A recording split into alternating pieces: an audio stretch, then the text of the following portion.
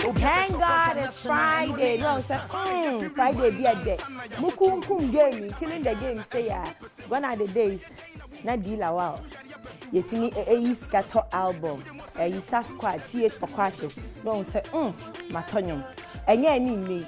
Mwakunin na dum TV. I said today in Shoma. Eba. Ya baba resurrect game no. Ya dem kwala and a baba resurrect game no. And Shoma papa. It's what I'm killing game no. And Shomaba resurrect it. If you're there, dream now our name says Sister Sandy B.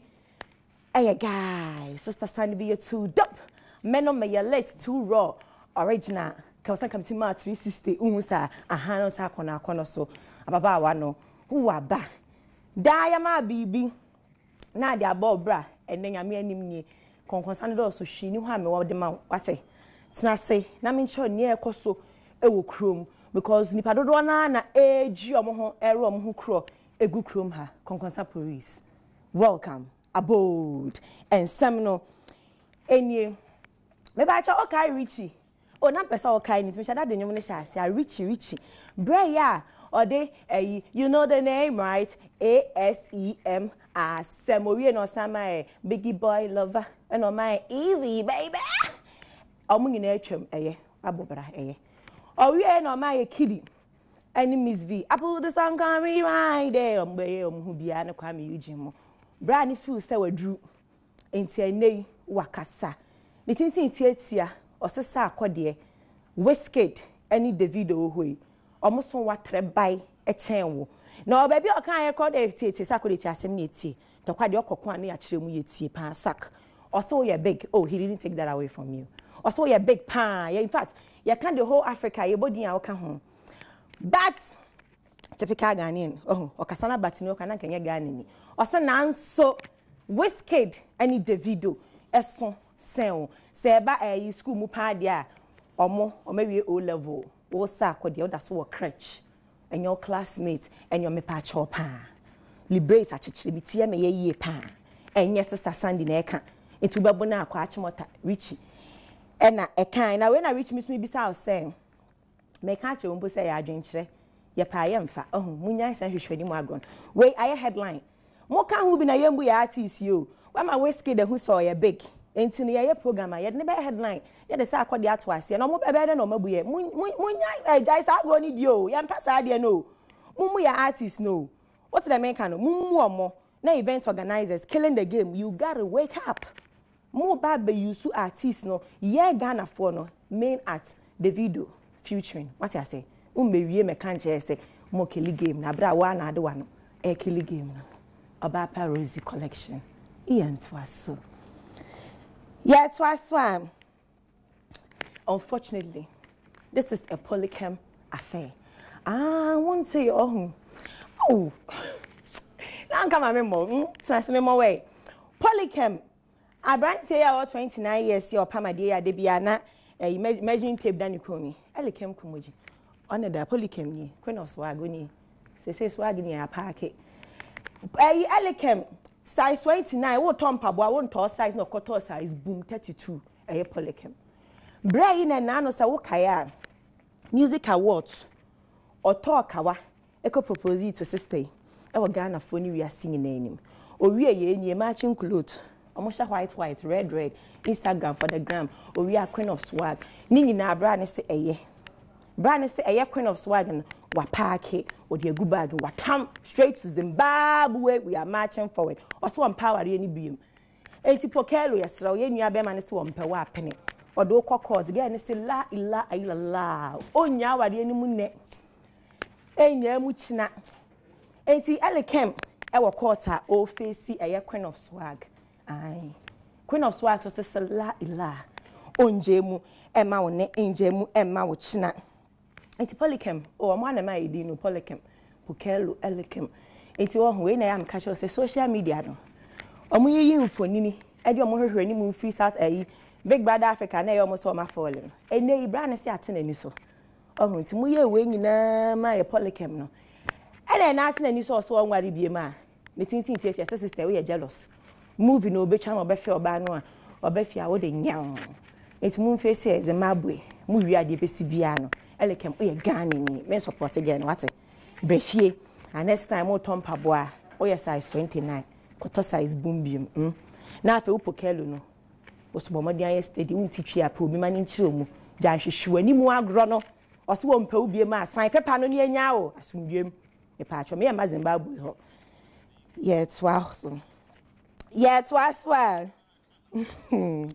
I say beto aso no ho bra yi ka say oyi otwia aga ni trinsa $25,000 so I hwehwe ani mu ado hwehwe ani mu gwa de kwabofo kwa beka ne sen in hwehwe ani mu looking faces looking upon the faces is equal to hwehwe ani mu what I say $25,000 wa mana share gukwa enti wo be kofia mpadu ono so de ne hwehwe ani mu beta echi ho nya to ansem no so yeah to aswan can't fuck with the man them talk too much me no like them no new friends that's the anthem bre is so boa anthem new anthem na nga nu kwesi ata na eka say o say new anthem ni so onko school bi eye and na no kwa Ghana for kofano wax results bi minim kwase na any dio say the brand say no ss na we eye nkrata na okra na aye ana sister wan ka be ko school ho wakobi ti abonyomo gia wo babra hwe na reflect obuto school ndi to aso ate mesen na kwala no kra ko school dey ba ye kwesi ata se okọ school a aya ade a eye waste of time waste of money enti we na aye big na okọ school ense kwesi ata person o kan asemi chill ba me gina ha me tie me ye pan de me ma ne hwehwe ani mu afa moto we no so akotema ai na ni mi so ne kwam sem flavor de nyum bi kweba enyum bi omode basa nti ebehwe nia ebeye afasa enyum ne ho ya twaso ase ebe twaso ye sure some atade eye wo feyie pa aka no kre konkonsa na me di ba atwa eye made in Ghana papa ane St Francis shoe collection ama me mpaboa papa pen or La Paz bo modern afre no 0245 297111 0245 297111 St Francis or La Paz afi memra tade no so atin nipa nuani nipa oba pa Rosie owo oyarefa eye akonam oba pa Sister Sandy mama mpamo nsha oga ifo yarefa ebe fa measurements ewo kokol memle mani sopa anya me nsha for no so ewo 020 074 0177 020 074 0177 some friend mama wate wan kopama won pambi mama mesem ani panuani nipa wate won kopam na ge ne yaade o ya upcoming wo mi enso ni mu na onko ne ni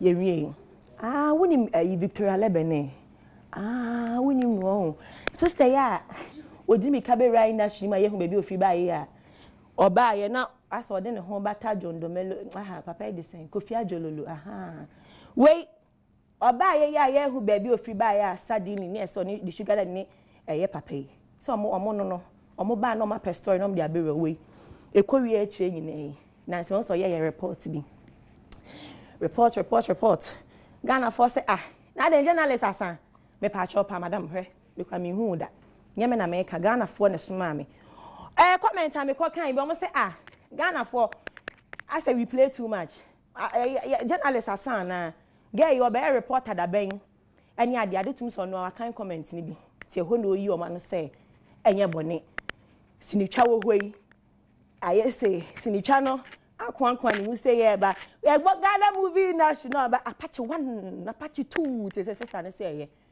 sinitwa na first camera no enti no person onye bibi e ka sinitwa no ho wei e na ode akoda na reporting minim so sheden ya ho training because reporter dey different from presenting minim so ya ho training and obidi ni ko school aba minim but I say actress enough from what mo ana mo pen enough from mamo why mo ana mo ma acting no enye de na ye expensive for mamo mama wo so nchiro because mo ana mo say mo ye ho shepe it's not easy to be an actor expensive says madam kanta wo ho you need 5 cedi you low national high obi anso mamo it no ama na expensive now the reporting the expensive one nye me case none of my business into kwai Ghana for na soma me kranka wumem itiko na jentwa so afi to the main concern on that note welcome abode okay Kofi B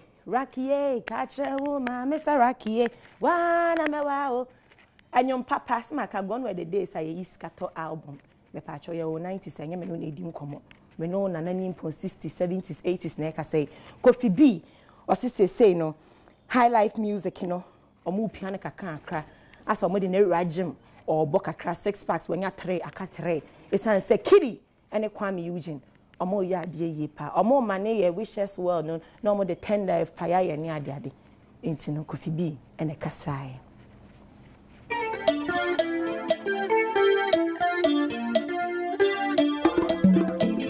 akofumwam anase moso boys iba ya wa say omo abese business it no moso mate ada anase say omo abere adi we to go na video bia me ye ho pant nko ande say uhu ka me say mu say no bo ta say we na mpadu no a wo meto sa de ni bia amba yeah ni mo hwe video no ba be di ni pant no de na mo ni adi be ni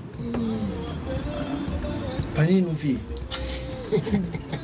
anaya ti na said Kristo yebodi onte na said you ta frach of ba be ware what they just with the TV so here said who's going to go mo any neighbor they be na no de because you so bana enu tu trepe kra no live band won timi mu a say na chesa le pe kwa me any kid no be for my self say say on bo ade on say nkola be wo no ko ba se mo page mo beti but nipa mi hu sa wo ya ma no kra to no okay sana me say but mo bo ade mo respect it too me nipa ati sa mo adwin bi o mti mo beti ma ka chiro this is boys na ya smart because momo nyumo amaye gu dadada bi omo tu nfi no mo tu na basasa no mo akesi ania na omo de adwom din enyu ba ko nti otim se amfori nyum straight just again for you no muti anyuma wo boy wo so nyum tunya ania na ko ju obi nyum anyum tunya ko fa na padu nyum tutu no mfi na meto be nyum tuni dabi I want to trust me ye medie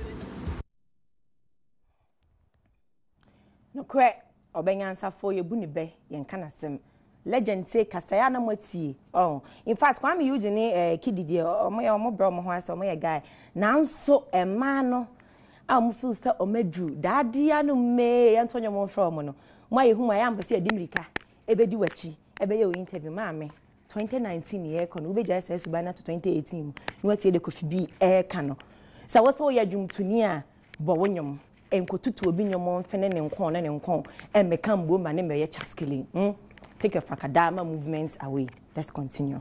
Yeah, twaswa anokwa mitini wi de bia meka natural hair de ubenya na wanya fertilizer papa na odi ajemu fertilizer inkuto ewom na ade fa achima utino efu na I no me kama ane liberate natural hair salon and the whole Ghana aban crown party as celebrate enye natural hair wati inti bomodi afre no ewo eye 054 820 8935 054 820 8935 koto hair fertilizer wati na utimi no emfu papa bacho me ento aso ye to aso Adom TV ya ba jo yesu nim sa na no so yisa me sa ka kire maame enti de ekoso Ghana ne de Adom TV ye nyina apesa me sa yi ye ho kire mema me nwa manuma no pe ye ne yeteso yen ene ekofa enhoma ebaaye na woni bibi touch dia beka ho ebe ye ofe yie pa wo de hwa ade ye besisi a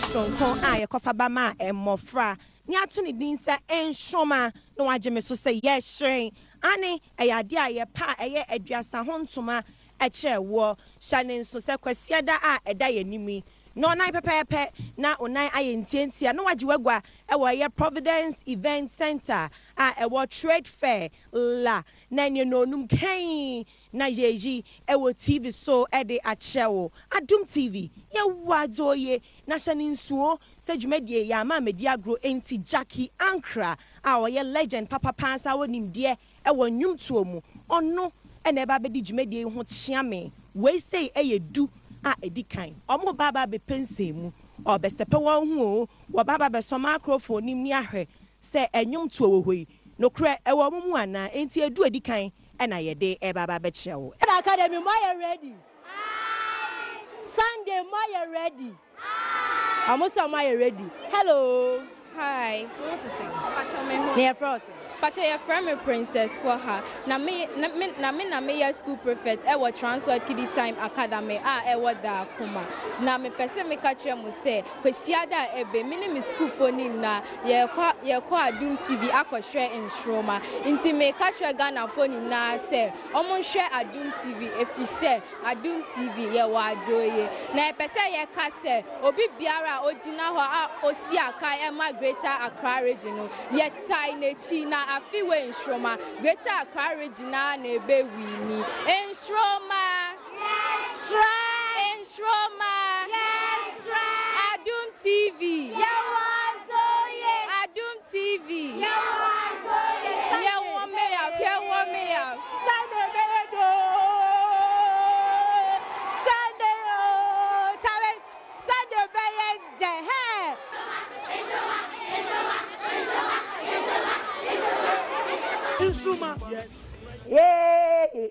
Yeah. Share. My most Greater Accra and patron pa. Who kumasa for the or say papa. In fact, shout out to Dan Soma, shout out to Dichem So, Bantama, South on Treso, shout out to Abrepo Junction, to all the towns staff for cha. Kumase me how much the more than Momra craft fire wild. I will tell them, should name your time, which about the BB and in the stage and so. Sunday, 5 p.m. No, I saw TV. Obaba Honso and we share her 4. Aha. Nam den concern. Ebesie. Ye point na me ye press up a chance from me Adom Sunday. Me di the sister Sunday. Na mena me a guy Sandra Sena Akapo and me producer. El Shroma Kwesi ada. Yes.